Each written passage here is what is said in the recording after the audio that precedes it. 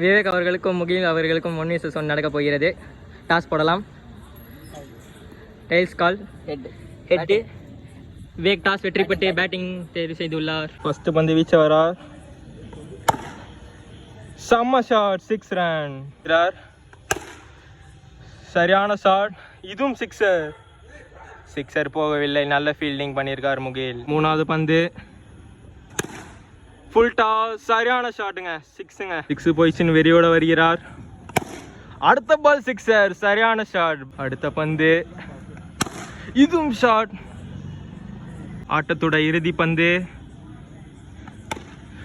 Top edge ஆகிவிட்டது. Dot ball. 18 run, 20 அடிச்சா வெற்றி பெறலாம். ஃபர்ஸ்ட் பந்து வீச்ச வரார். சிக்ஸர், சரியான ஷாட்டுங்க. 2ஆம் பந்து அவுட்டுங்க. வெற்றி பெற்றார் விவேக்.